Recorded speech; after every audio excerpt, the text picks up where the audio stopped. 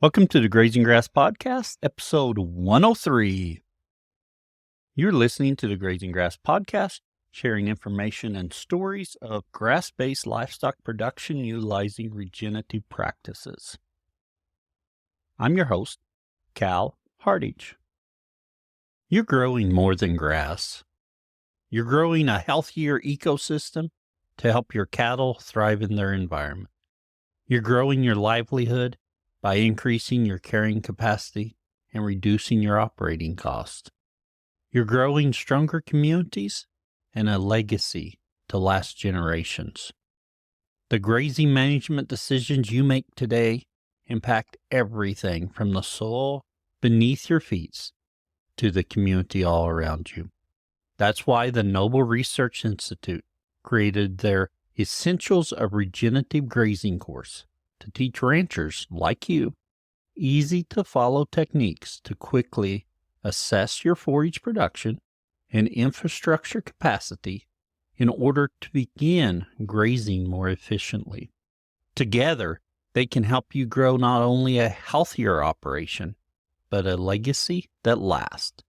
Learn more on their website at noble.org/grazing. It's noble.org/grazing.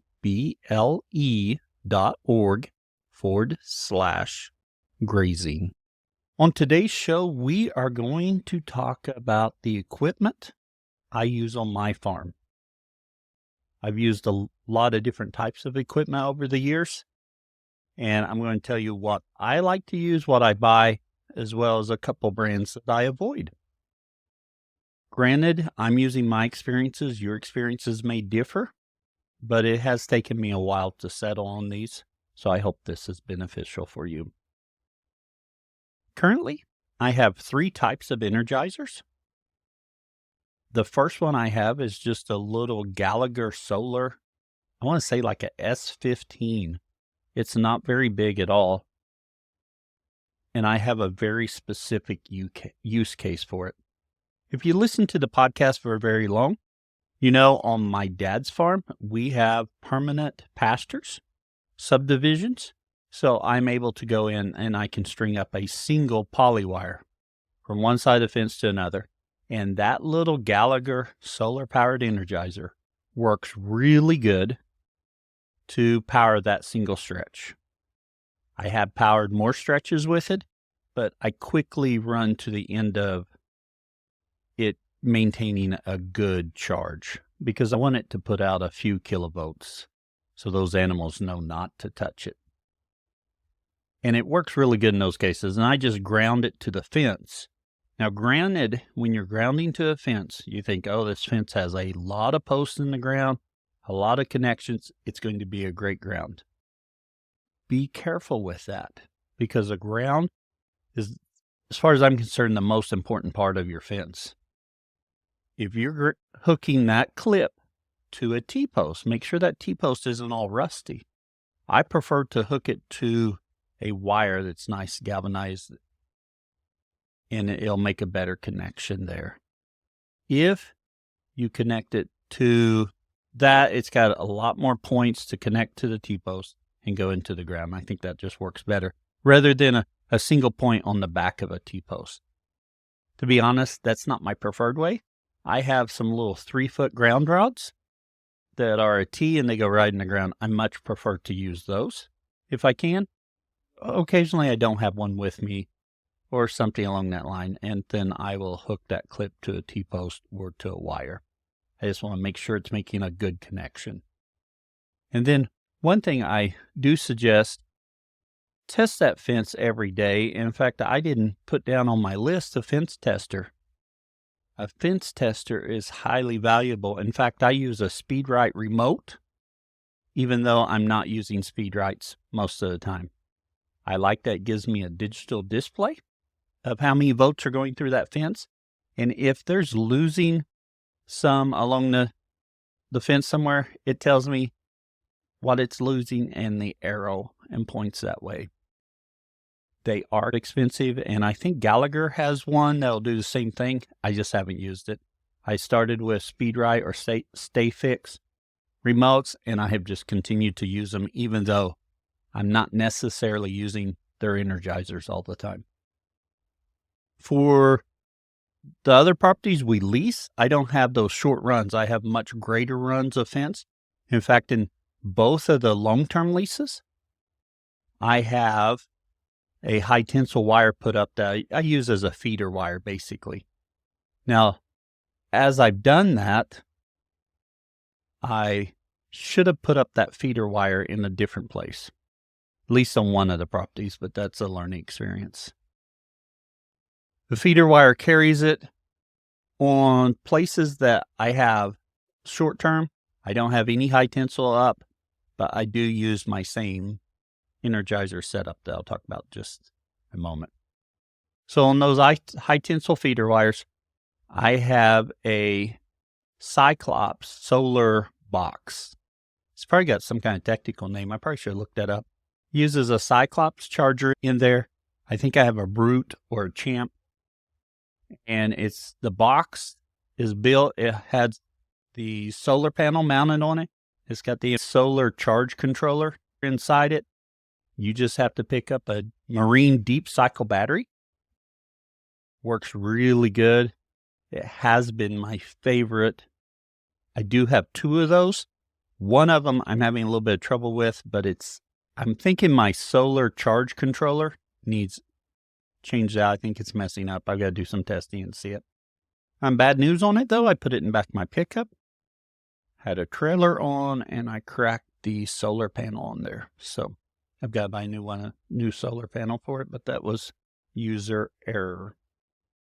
And that happened last week. In addition to the Cyclops, which I use all the time, on the home farm, our dad's place, I have a StayFix or SpeedRite. Sorry, those two brands combined. I have a SpeedRite that plugs in, and we use it to power some lines here. I don't use it very much because I've had a lot of trouble keeping it going just because I'm running that hot wire right against a bob wire fence or a goat wire fence, field wire fence. And just keeping that wire off the fence has given me some trouble with the upkeep of that. It's actually something I need to work on a little bit more. And it'd make dividing dad's pastures up a little bit easier than maybe even using that little Gallagher. But that little Gallagher solar charger works really well. In the past, I've used some other brands. Those three brands I've been the happiest with. I have tried to over-purchase on Jules. The Gallagher solar charger is not an over-purchase. It's a little tiny one. I think Dad and I was talking about when we purchased that one. Dad's much more. They shouldn't cost that much. I'm more like, let's buy as much as we think's reasonable to handle everything we need. And that's what I love about those Cyclops solar boxes with a Brute or a Champ in those. They just work so well. And both those properties are around 80 acres, just so you can give an idea. And I've got one feeder wire, and then I may have up to 5 or 6 reels running off that at a time. One of the places I may run up to 4 deals of electronetting off it. So they do a really good job with that, even though the electronetting causes a lot more spots for it to ground out. Just talking about the feeder wire I have up, it's just high tensile 12.5 gauge wire. For the line post, I use Pasture Pro. They work really good as long as there's no force left or right on them. As long as they can just stand up and they hold the wire off the ground, they work great. If it's pulling a direction on it, they'll bend over a little bit. So I do not use them for any corners or change in direction or my end post. And for my end post, I'm using, I want to say inch fiberglass that I pounded into the ground. And when I pound it in, I don't pound it in straight up and down.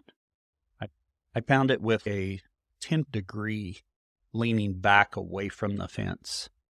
At the end of the fence, it's leaning back 10 degrees. Go in, a little bit of angle. That way when it pulls, it straightens up just a little bit.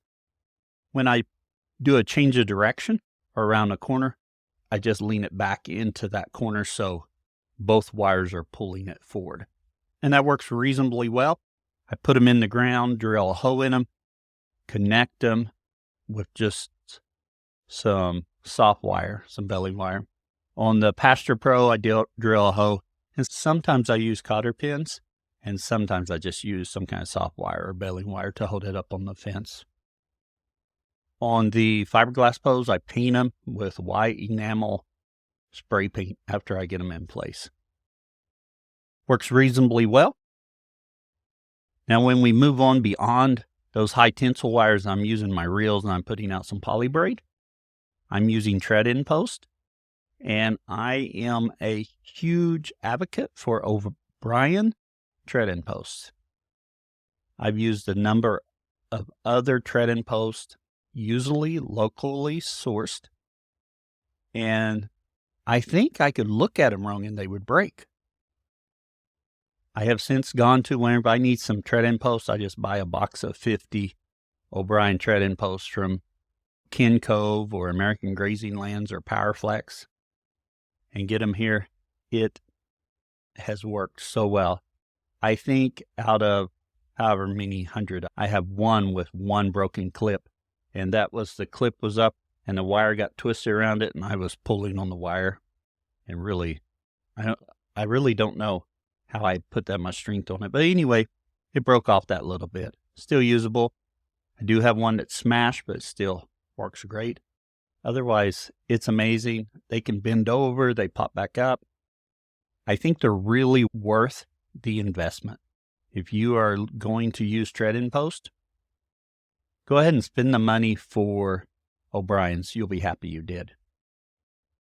In fact, some of these things, Energizer, spend the money for it. Tread-in post, spend the money for it. Poly braid, I think you could get by it a little bit cheaper. You could get by with a little bit cheaper reels. But I'll tell you what I go ahead and use on those.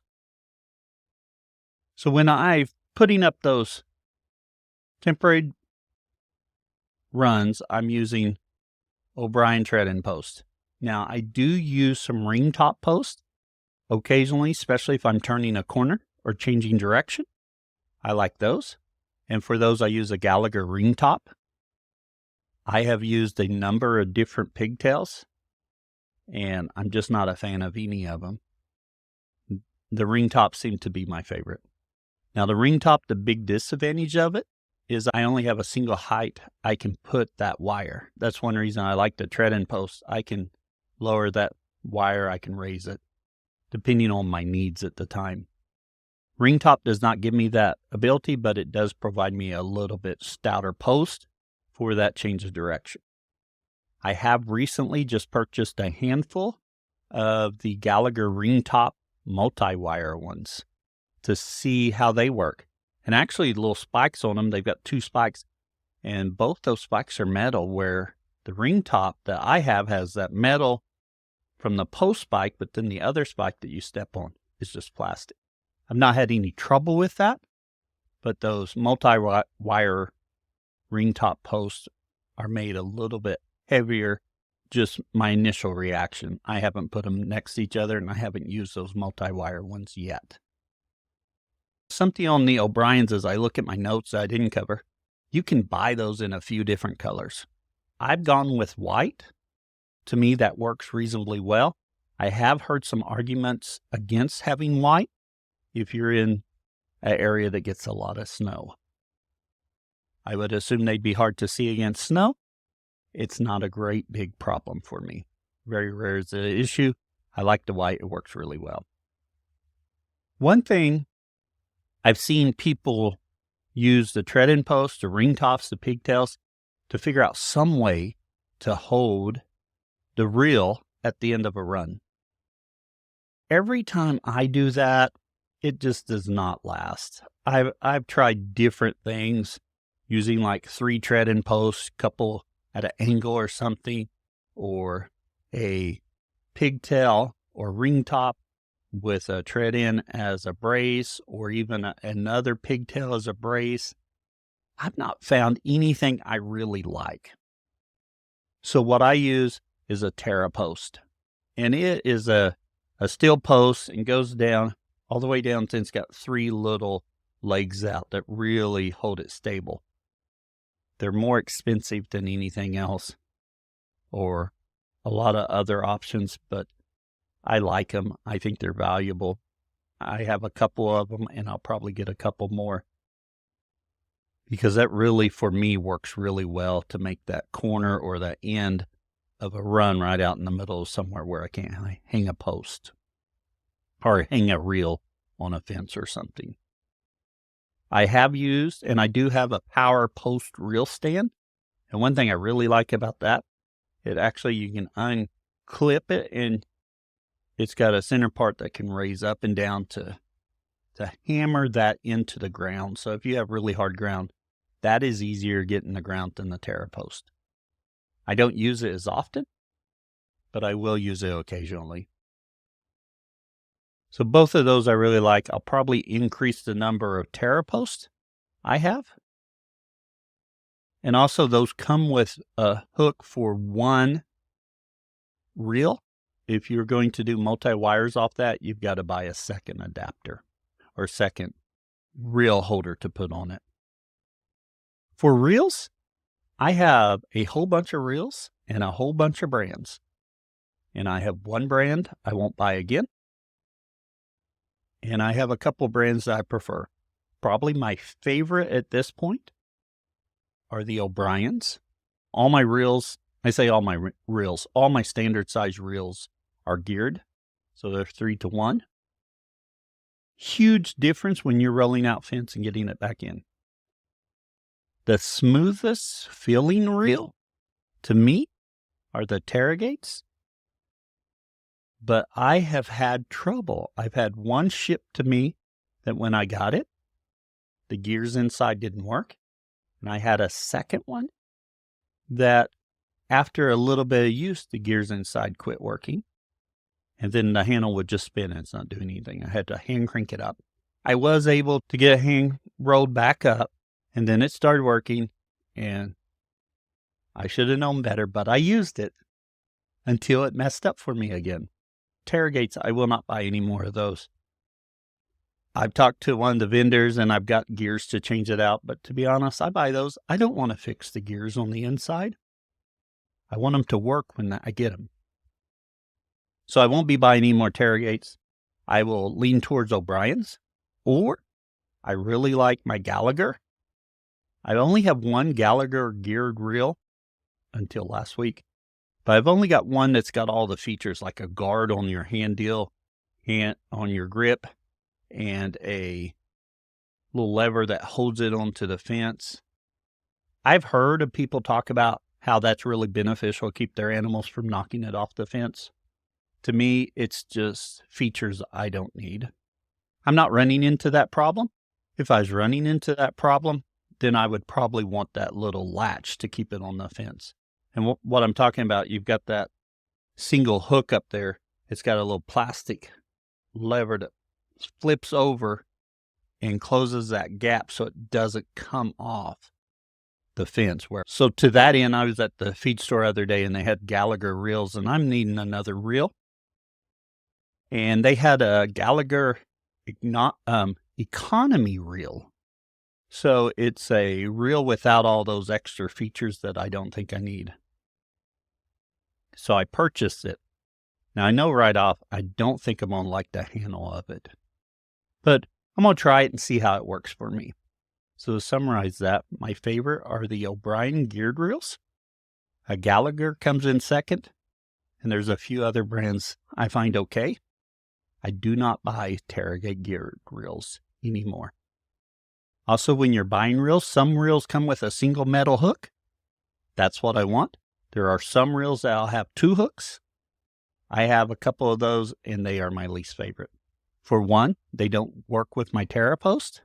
They work great if I'm running up to a barbed wire fence or I'm connecting to my feeder wire. Actually, to be honest, I don't even like them connecting to my feeder wire because then I wrap the poly braid around it to make a connection. And it just doesn't wrap around those 2 hooks as well as it wraps around a single hook. So I will not buy any double hooked geared reels. In addition to the geared reels, I have a couple of mini reels that are just 1-to-1. So I have those for if I need something really short. And my favorite right now is the Gallagher mini reel. It's got a pin that works as the stop, which works better than the others I have, and it's orange. And being a Oklahoma State alumni, I am a fan of orange. I don't use those often. I will sometimes use those to cross a gate, or if I'm driving cows to cross an area to block it off. If I'm getting cows in, sometimes I use that reel versus a bigger reel. I don't use them often, but occasionally it's nice to have. On most of my reels, I use a Zammer handle on it, and that gives me the option of having a dead handle. It's plastic, so I can hook it on to the wire, and it can be in the plastic so it doesn't carry any current down that wire as I'm doing whatever. Or I can put it in another space, and it's metal on the wire, and it electrifies that reel. I really like that because it gives me the options of either way. And I do, whenever I buy a new reel, that plastic handle I take off and I put that Zammer handle on. Now I hold on to the plastic handle because the Zammer handle does not work with my TerraPost. So in that case, if I'm hooking up the end of the wire to a TerraPost, I use one of those plastic handles, and then I hook the Zammer handle to that. And I know American Grazing Land has it. I'm sure Kinco, Powerflex probably has those too, but I really like those. For my wire, I'm using polybraid. I like the visibility of it. It's a little bit bigger. I have used that Gallagher Smart Fence, which is the 4 wires all put together. It's really an engineering design marvel how good it works, but the wire is just so thin. I'm not a big fan of it. And I've got some other wires that are thin, and I don't like those. I like polybraid because they're thicker, more visible. And then I always buy the one with the 9 mixed metal strands. So it has 6 stainless steel strands and 3 copper strands in it. And I really like those, and those work really well for me. I'm not partial to any one brand. I've used a lot of different brands. As long as it's the thicker type with the 9 mixed metals, I like it. Now, something else that I use, that I'm trying to use, that is still in the early stages. So I'm going to tell you what I'm trying to get to work, and you all may be able to help me on this. When I'm carrying tread-in posts, and I do a lot of my fences by walking, I've thought about buying a UTV and ATV. In fact, there's a question in the grazing grass community about UTVs and ATVs set up. I'm interested to see what you all have and how you have them set up. For me, I walk, so I carry 10 to 12 tread-in posts, and then I've got the reel going, and I can do that. 10 to 12 is about the max number of tread-in posts I want to carry in that. And it's not real comfortable to carry those. I was on Amazon one day and came across the firewood carriers. And they have some that's just opened in, both ends are open, and you can lay the post in and wrap it around and carry it. I have one. It has worked okay. It's too narrow. I think it's 18 inches. So I want one that's wider. And then the handles are too long. I need them shorter. But that's worked really well. I actually have one ordered that's a little bit different dimensions to see how it works.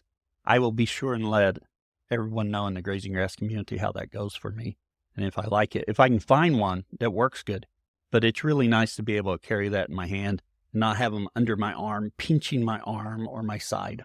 I hope today's episode talking about equipment that I use for fencing beneficial for you. I'm sure you have some other tools that you like.